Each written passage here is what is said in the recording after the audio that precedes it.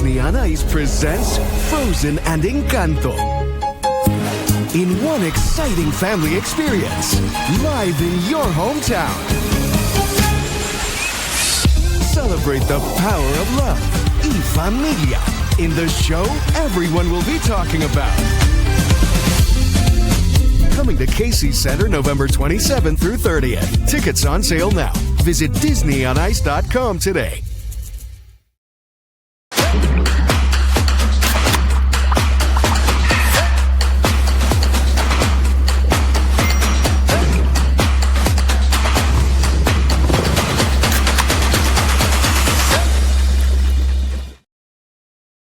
Bruns, Aiden Wyatt. Breaking down everything from this week's Cyclone game. This is Cyclone Sunday, presented by Channel Seed, and best enjoyed with a carbless, premium handcrafted cocktail. From the Channel Seed Studios, this is Cyclone Sunday.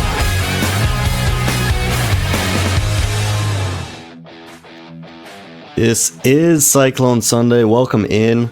I am Aiden Wyatt, as always, joined by Ben Bruns here from the Channel Seed Studios, presented by Channel Seed. Bruns, how we doing, my friend?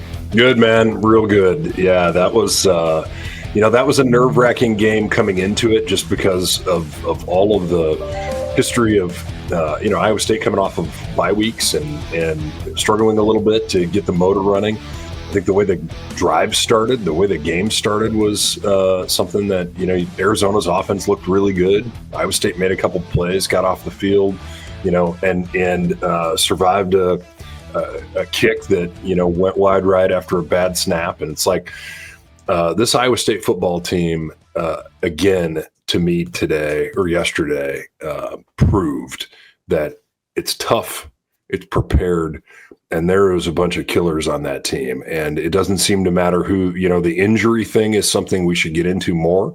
But because there were a lot of guys that went down in that game that have critical roles in this team.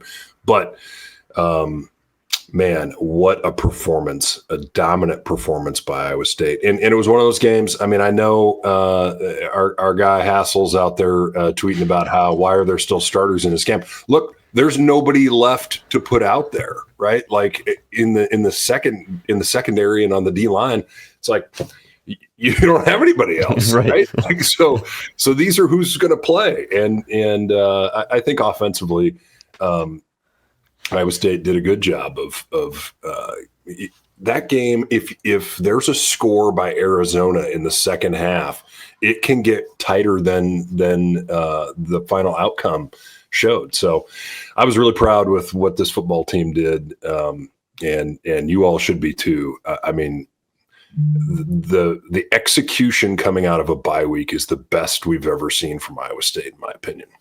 Yeah, I think I don't have the stat in front of me, but Matt Campbell's record after a bye hadn't been great for the first 7 or 8 years that he had been at Iowa State. It was kind of this bugaboo, like, Iowa State's coming off a bye. Let's see if they can keep it together. And this looked like a well-rested team that was ready to get back out there, and they were chomping at the bit all week long. And Matt just keeps, slaying those dragons of the past, right? You think about it was special teams, it was this, it was that. It was like Iowa State just keeps iteratively improving every little thing it takes to become a championship program. And the one thing you can't iteratively improve is whether your guys get injured. And so, we're going to go the rest of the season without Jeremiah Cooper. That's going to be a real challenge for this football team, because he's one of your elite players in the back end, and this Iowa State back end is playing elite football. But it is what it is, right? So you can't change it, you can't fix it. We hope he recovers and is able to continue his career.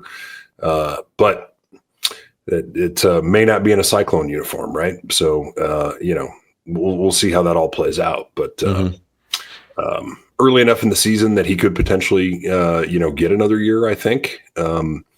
He played as a true freshman, so he can just redshirt. Don't have to worry about medical redshirt at all. So there we go. Good. So, he's a guy that I think can play at the next level, but he is so tuned up, right? That Sometimes really athletic guys get hurt just because they're so athletic, and those tendons are dealing with a lot of force.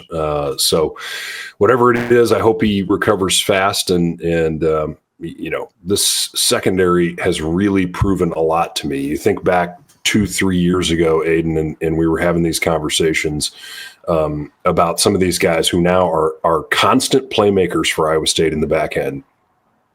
And they looked lost out there a couple of years ago. These guys, are where they need to be, making plays all over the place. Think about John Tez, think about Patton. You think about, it's just like Tayshaun James. I mean, there's a lot of guys that have really grown up in the back end of this, and having great linebacker play supports all of that. And, I think the D-line had an okay game, maybe not the best from Iowa State, but good enough to really dominate as the game started to stretch out away from Arizona. Yeah, I think with the defense, too, while we're talking Jeremiah Cooper injury, Trey Bell's an absolute dog. Yes. Big fan of his. Big time. And, the issue with losing a guy like Jeremiah is that it just means all that many more snaps, and now you're not as deep, but the idea of what Trey Bell brings to the table, we talked about him 2 weeks ago, right? He had an incredible game 2 weeks ago and is playing at a super high level. He's got all kinds of tools. When you're that big, you're gonna, as he continues to get experience, he's in great position, making great plays. And even the touchdown throw in the second half, that was just a great throw. His man coverage out there, he's on the route, he's defending the break well, but it's just a perfect pass and throw. And so I like what he's doing a lot. Yeah, totally agree. Well, I don't know much more on the defense, honestly. They dominated for most of the game. They had one possession at the end of the first half that wasn't great by any means, but all things considered, I think that was a pretty stellar a game for the defense. Yeah, given specifically to go ahead. Yeah, you're playing through a quarterback who's an operator, right? Like he can get it done, and they made him uncomfortable to the point where he threw some balls that just weren't good throws. And I think that's the chess game of whether we're bringing pressure, whether we're playing man, whether we're playing zone. I think John Heacock really mixed it up hard on him, don't you? Absolutely. I think they kind of switched it up with an odd and even front throughout the game, which I think totally adds a wrinkle to the entire season. Just putting that on tape is a big deal, I think. You're right. That's really the first time this Iowa State team has played a four-man front with any consistency, right? There's times where we walk a linebacker up and that kind of thing, but this was legitimately a four-man defensive front at times. And, there's enough flexibility with how these linebackers play that you can rush guys off the edge and not have to change personnel groups too. So I think it really gives Iowa State a way to affect an offense that you don't know for sure what look you're getting. And as an offensive lineman, all your rules change. I'm playing a three-man front. You've been practicing against a three-man front. You know what that looks like. You know how your calls are going to go. You know where you've got to try and pick up pressure when Iowa State shows it. But then all of a sudden Iowa State, cranks over into a four-man front, and now gaps are filled that normally are open. And now your rules have to change. And it's conventional to what most teams do. So you're used to seeing it, but you're just not used to practicing against it for Iowa State. And I think this you're right, having that on tape will be a difference maker going forward, because now offenses are going to have to prep for it. Absolutely. We need to thank our friends over at Channel Seed, presenting sponsor here on Cyclone Sunday. Channel Seed's best-in-class products provide the tools for you to be successful in your fields.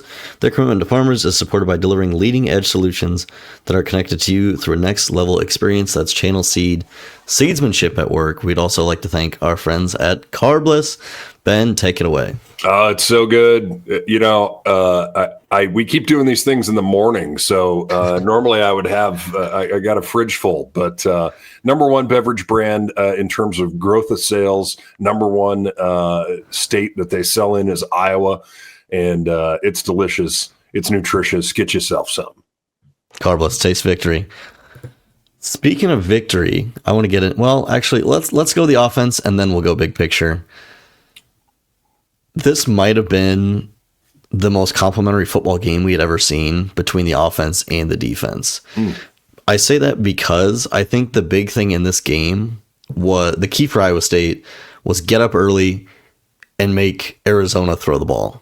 Yeah. I know you're missing Jeremiah Cooper, but you take away the threat of them running at all. And to get up 15-0 right away, I think just kind of took the wind out of the sails for Arizona. Well, and that 2-point conversion, you think about the change in fortunes after the first two possessions of the game. Arizona's got a great drive going. They think they're going to score. They end up missing a field goal. Iowa State goes down and scores. And, I tweeted this after midway through the third quarter.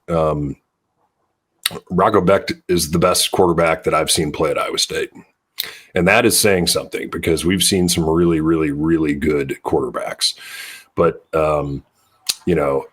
this guy, I'm glad there's starting to be a little bit more conversation about him in the Heisman race. What I'm disappointed in is every single college football show that previewed our game did not talk about him in that way.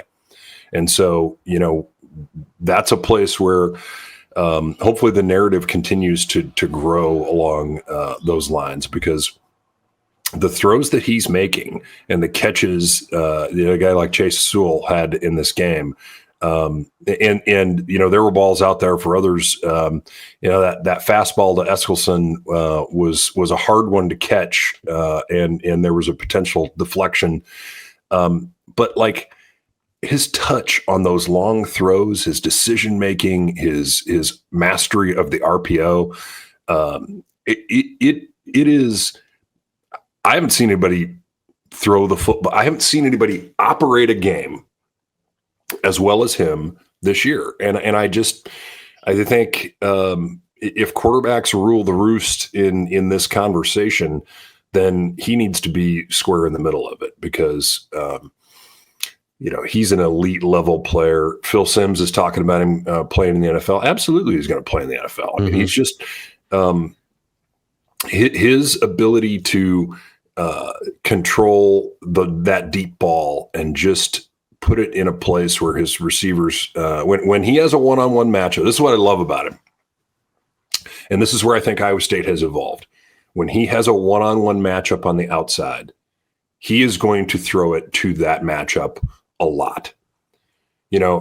Brock Purdy did some incredible things at Iowa State. Brock Purdy's a champion on so many levels. And as he's gotten in the NFL, he has become one of the best quarterbacks in the game, like across the board. But when Brock was at Iowa State, he wouldn't, most of the time, he would not take advantage or go after that one-on-one situation out on the edge. And, I don't know if that's Taylor Mauser. I don't know if that's, Rocco's study of the game, if it's Anthony's influence in all this.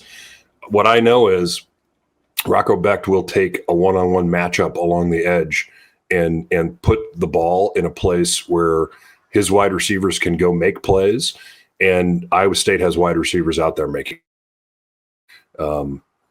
And then he does everything else too, right? He can throw the slant, he can throw the out, he can throw the, he gets the check down under pressure to Carson Hansen for a first down in the first quarter. That was a huge play in this game. Arizona brings a bunch of pressure. He looks like he's going to scramble. He realizes he's got nowhere to go. He turns around and flicks it over to Carson.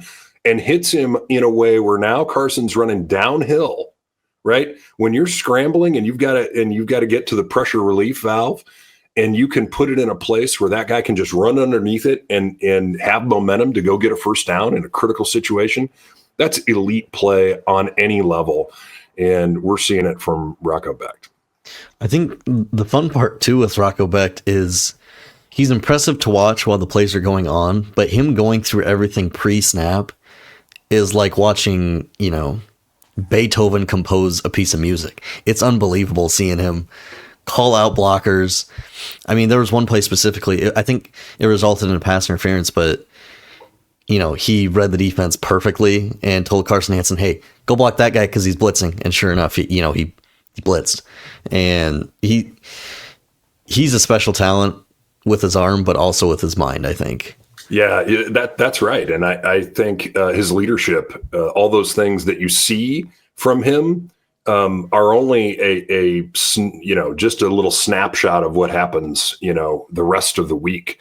And I think that, when you got guys on the coaching staff running around wearing an RB hat, right? Like it's like, wow, what a world. Yeah. What a world. And it's just super deserved because, he is a special, leader. He's a special player.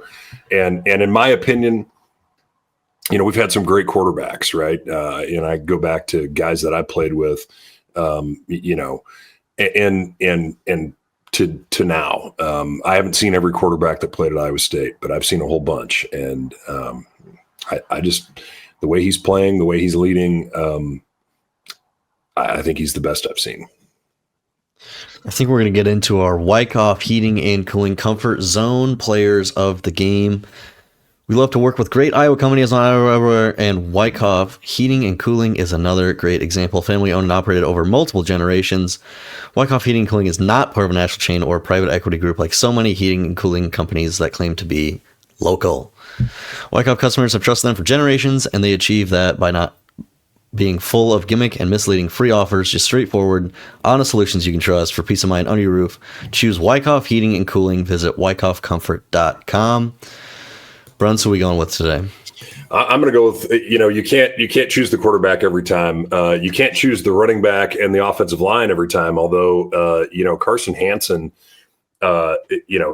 he had another day, right? Another day of just finding the seams and executing. And, this Iowa State offensive line has come a long, long way under Ryan Clanton, a long way. There were years where we saw Iowa State's offensive line start to engage in a block, and then all of a sudden there's five guys standing around, turned around, looking back at somebody making a tackle, because they didn't stay on the guy that they had started blocking. This Iowa State offensive line is sticky. They have the ability to engage and connect and stay connected. And it's not always perfect in terms of the levels that are being created, but a guy like Carson Hansen has the swivel that it takes and the leg drive to be able to move that thing and find the creases through it. And so I was really impressed with him and the O-line in this game against a good defensive front. But the coming out party to me in all this, my Wyckoff player of the game was Chase Sowell. I think, 4 catches, 146 yards, just some amazing plays, great concentration. There was good coverage on those plays. He just kept breaking them. That slant pass on the RPO that looked like a 5-yard gain that turned into a 12-yard gain. Mm-hmm. Those kinds of plays, when you can play a guy like him at both the slot and out on the edge and beat people over the top, it's a huge weapon. And so, I think if you start to look at that room and you start to say, hey, you got Xavier Townsend, you got obviously the tight ends that are awesome. You got Overby, Eskelson. There's a lot of really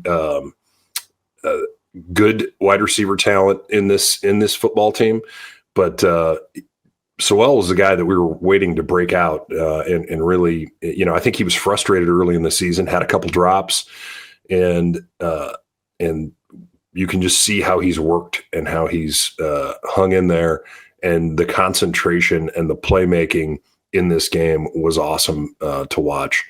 Hats off to him, and it takes an elite quarterback to get a guy a ball in those positions, and then to convert him is a big deal. What do you got? Well, first, I think Iowa State found wide receiver number one. Maybe you have some more insight on this, but for whatever reason, this group of transfer receivers, not this year specifically, but in the past with LaMichael Petway to Xavier Hutchinson to Jaden Higgins, it took them all 3 or 4 games to really get into things, and then it was off and running. I don't know why that is, but clearly I think Chase Sowell is the number one receiver in that room, and it's going to – I know Rocco Becht has been great so far this season, but he's going to be even more comfortable having his guy.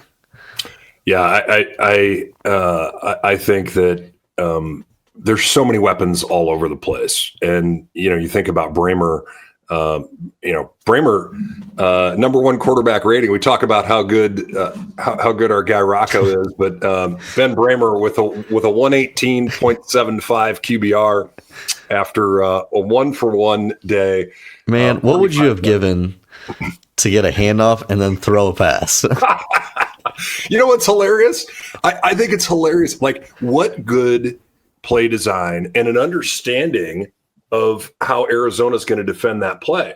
So as soon as he goes in motion, it's a jet motion. You don't really have to worry about Ben Bramer taking a jet sweep to the house, right? But 3 guys from Arizona step up, and are looking to make a tackle. It was just silly season, right? It's like, I'm going to stand back here. He had all day to throw it. He loaded it up and made a great throw, which is hard with gloves on. It wasn't like he took a glove off to. Right. There was no tell in any of that, right? Other than the fact that we're running jet sweep with a tight end. but what a day, right? And so I just think this Iowa State offense. So many weapons now continuing to evolve. And, we didn't see Dom Overby didn't have a catch in that game. And you know what? He will.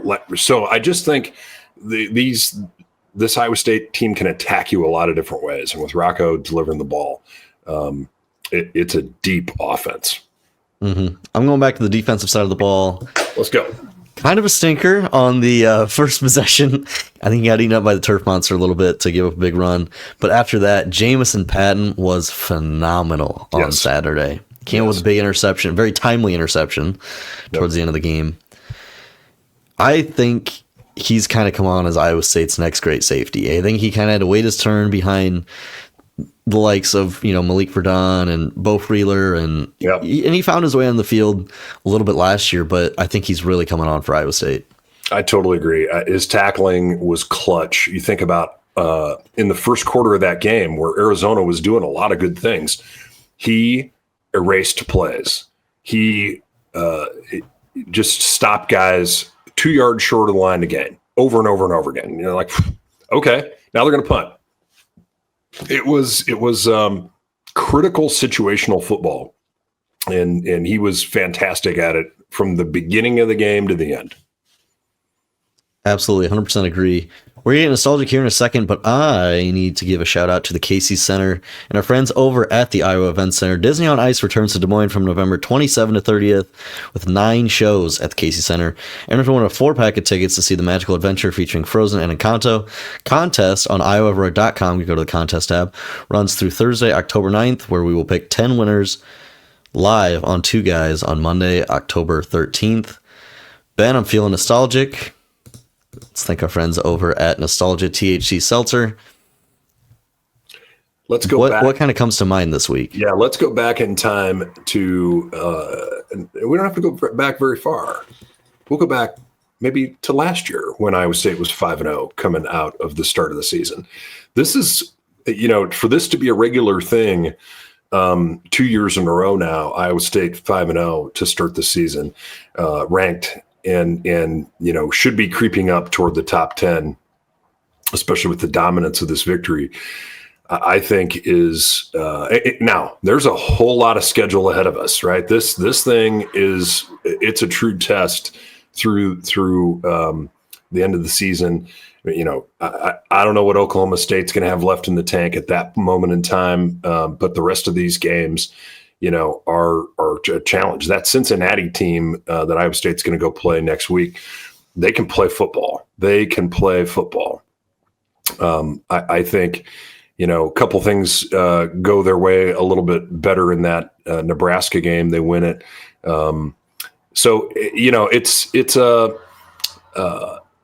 This will be another challenge to get to 6-0, right? And then 7, and then 8, and then 9. But I said it when the season started. I think this could be Iowa State's best football team ever, if everybody stays healthy. And I'm sticking by it. I wasn't sure going into. I was just nervous about this game coming out of the off week. Arizona's got a bunch of guys that have transferred in and are making an impact in their program. The way Iowa State dominated this football game, injuries are something you can't control, and they could be the difference maker in this season for Iowa State. But this team is deep. They are tough. And they all want to make a play that just cuts your heart out. And I think, they're not assholes. They're not, they're not jerks. They're not showboaters. They're just tough and they execute. And man, to think about last year's team winning 11 games and then think about, moving forward, the nostalgia of that. You take it to this year and the chance that this team has to go even further. I think it's one game at a time. But, man, I'll be so curious if Iowa State can get back into a Big 12 championship game. And, again, this is us talking, right? This is, we're at the end of week 5. This is not what anybody in that locker room is thinking about or on that coaching staff is thinking about. But Iowa State gets back to the Big 12 championship game. There's a whole bunch of unfinished business in that game. And we're going to play a football team that I think is damn good from the group that we haven't played is my guess, right? Texas Tech is the obvious likely competitor in that one. There's unfinished business in a lot of ways for this Iowa State football team, and there's opportunity all over the place. And I think we've got a tremendous coaching staff that's putting together incredible game plans on both sides of the ball. Situational awareness and execution across the board, and a quarterback who can win you games by his execution, his will, and his understanding of the game. And this is a good spot to be. This offensive line just keeps getting better. Defensive line will get back to full strength here, hopefully in a week or two. And we got a great opportunity ahead of us on Saturday. On to Cincinnati, as Bill Belichick would say. That was our nostalgic segment presented by THC. Nostalgia THC Seltzers. I want to go big picture here. You mentioned Iowa State is 5-0 for the second year in a row. You get to the end of September with no losses. Pretty big deal. I think Matt Campbell has raised the standard. And I don't know if there's a benchmark for wins necessarily, but and maybe this just has something to do with Iowa State punching at their weight class for the first time ever in football. But the standard is you're going to compete in every game and you're going to win in spots that you should win. And they proved that on Saturday. And I think it's kind of a testament of from the start of the Matt Campbell era to where they are now. In that, yeah, they're 5-0. It's no big deal. They're a good football team. They win games. Yeah. And to get that national recognition of, all the punditry talking about this is Iowa State's a good football team, right? Rocco Becht, Iowa State, Matt Campbell, people get it. It's brand that everybody understands and knows. Iowa State is one of the clear leaders in the Big 12 conference, and it's obvious. And I think the expectation should be high, right? A few years ago when at times situations didn't go well, and there were things where it was easy to sort of poke at. Raise the standard and some of the catchphrases. Matt Campbell has delivered on every single part of that. And, he's done it with class. He's done it with, a perspective that keeps guys in our program that could make a heck of a lot more money someplace else across the board. And, the sustainability of the financial model is been talked about a lot across the entirety of college football. Something has to change in terms of how the model works. It's got to become more of an NFL model. But the powers that be in the Big Ten and the SEC, are opposed to that. And so, what's Iowa State's place in it? Dominate this league. Dominate in playing a different style of football. Where it just is super physical. One of the comments that just kept coming up as we watched the game yesterday as a family was, man, these guys are trying to kill somebody. Like, just the way the defense, how physical the defense was, how physical the offense was, it was turned up. Hats off to the crowd, because what a great environment. That thing was just spectacular.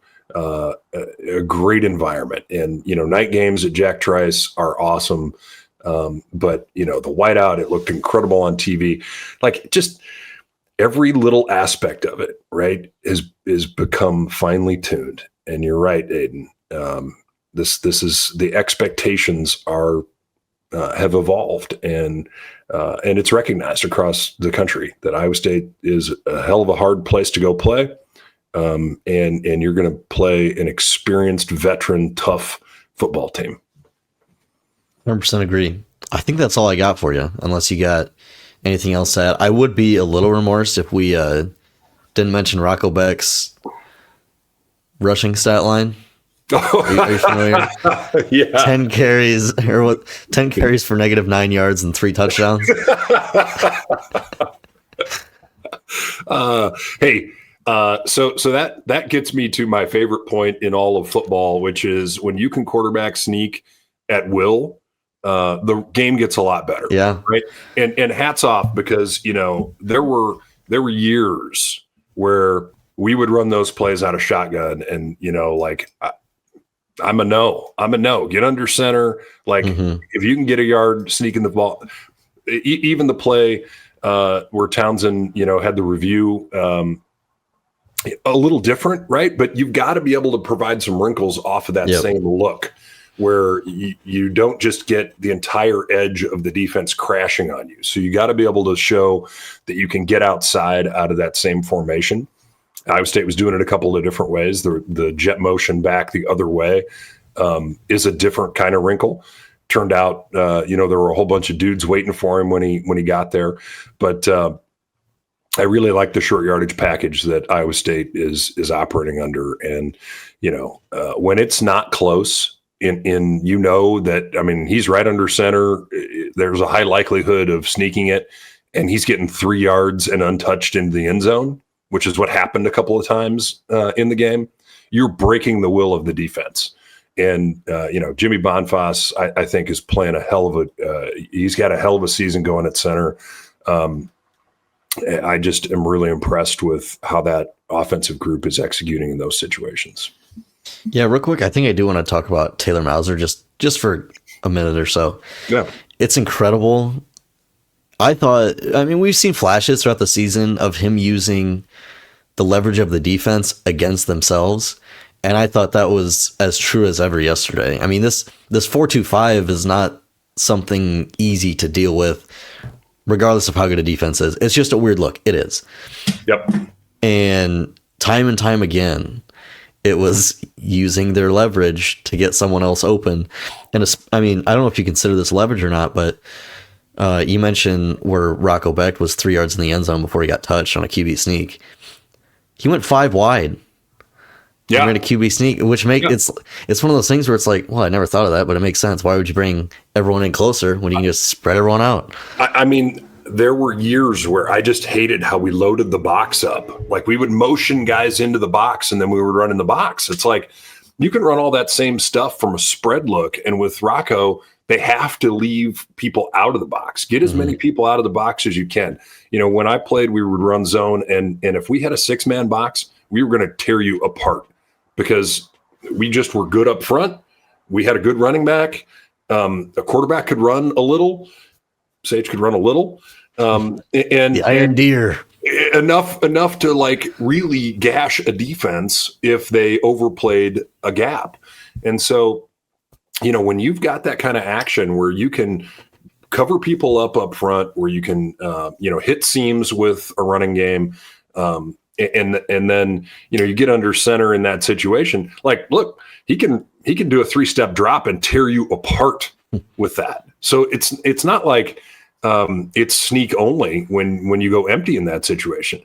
The difference is it can't be a 5-step drop, right? Because you just don't have the time that it takes when you've only got 5 offensive linemen and there's no running back in to protect against pressure. But the game plan that Iowa State had against the pressure look and then fake pressure, right? Where they're showing pressure, but then they bail out. It was perfect. And Rocco executed it in a way that, I think the two of them are on the same page. They have a great plan. They're talking about all the nuances. And you're right. A defense, Aaron Rodgers, I think, is one of the best quarterbacks to have ever played the game, and one of the smallest personalities to have done so, right? But that guy could get into the best play in every situation, except maybe the playoffs when it got cold. But Rocco Becht is, and then make all the throws, right? Rocco Becht has the ability to get the front end of it right, and then execute. I mean, Tom Brady's the best quarterback we've ever seen, right? He has that champion mentality, right? But he's a genuinely relatable human. And I think that's one of the things that makes Rocco super special is that he's a killer, but he's somebody that, you can relate to. And I just think that's a story that should be a national level story. Totally agree. I think it's a good place to put a pin in things. Here on Cyclone Sunday, Iowa State is 5-0 for the second year in a row. That's 5-0. 5 wins, 0 losses, and it's only September, folks. This has been Cyclone Sunday here for the Channel Seed Studios. For Ben Bruns, I'm Aiden Wyatt. Bigger Than 12 coming up later today if you're listening on Sunday. On to Cincinnati.